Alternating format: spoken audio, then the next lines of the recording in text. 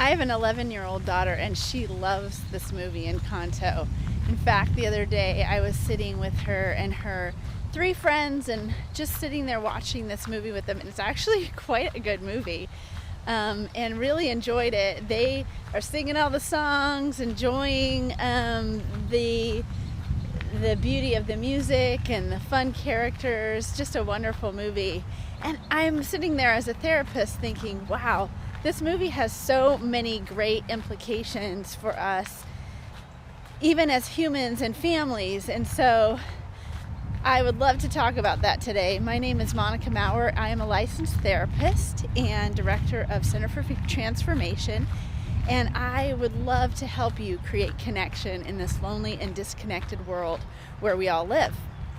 So I remember my first interaction with denial in my own life. I was about, 16, 17 years old, and I had a few friends, and they really did like a mini intervention with me. They basically said, hey, Monica, we have some concerns because it's kind of funny now thinking about it. They said, you tend to act like you know everything. And I thought, whoa, this is such a new thought, a new idea. And I said, no, I don't think I do that. But I remember them giving me examples and just being faced with my own stuff for the first time in my life, never having really understood that about myself before. So it was quite an experience where my brain had to really listen to these people who love me. They didn't do it in a rude or unkind way. It was really pretty fabulous.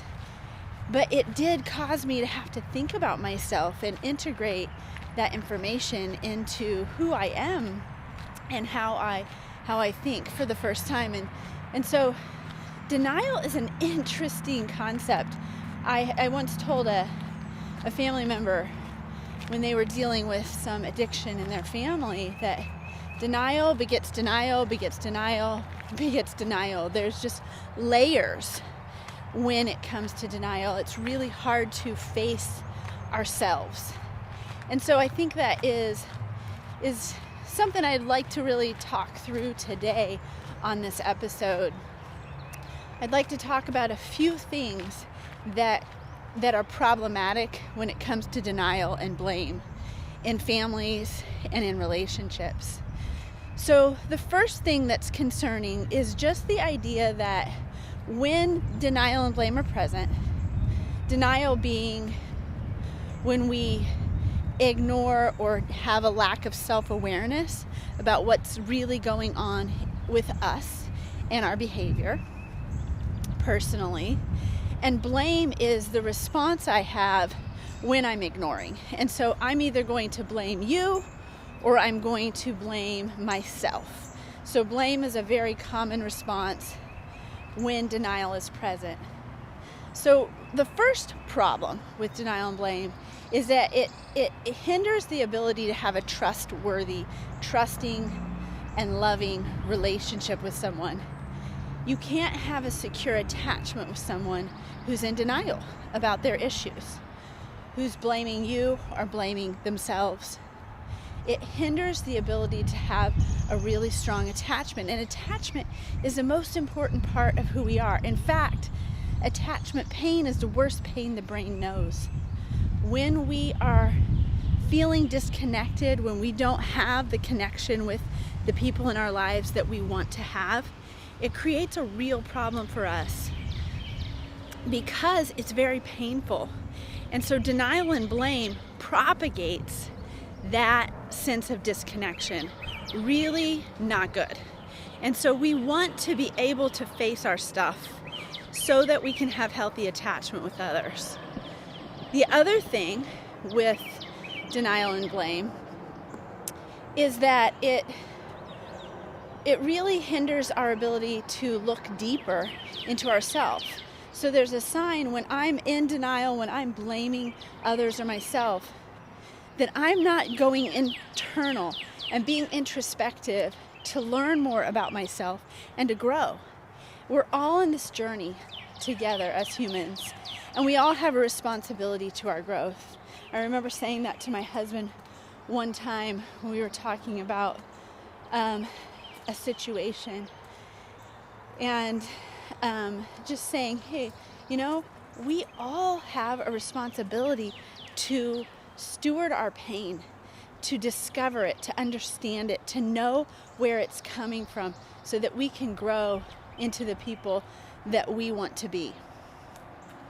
And then thirdly, I think it's really important in terms of denial and blame to understand that if I am blaming others, if I am blaming myself, if I'm in denial about my issues, it's really a character issue for me, because I want to be a person of high character. I want to be a person who loves well, who's integrous, who has integrity in my interactions and my dealings with others. But when I'm in denial about my issues, when I'm blaming others or myself, I'm not experiencing or living out that integrity that's part of my true identity. True identity is a thing I talk about so much, and we'll definitely talk about in future episodes. But I have a wounded identity and a true identity. In my true identity, I'm the person who I want to be. I'm the person who I am living out my best self and the character attributes of my best self. And in my wounded identity, my character is limited and it's lower than it needs to be, and I may be harming others and or myself.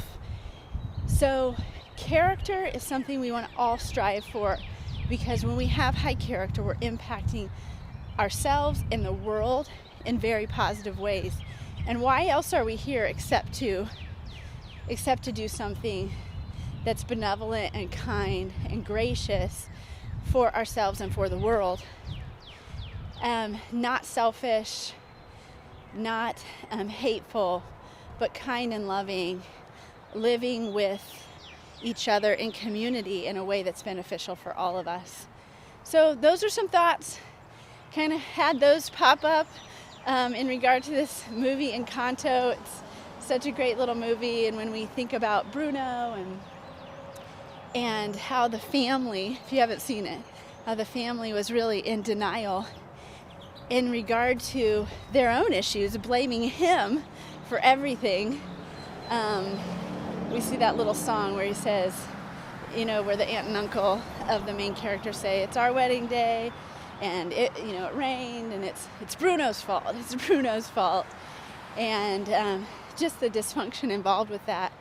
We want to, as people, face our own stuff, face our own issues, look at ourselves, and really live out high character so that our lives can be beneficial to not just ourselves, but every community around us, whether it's family, friendships, or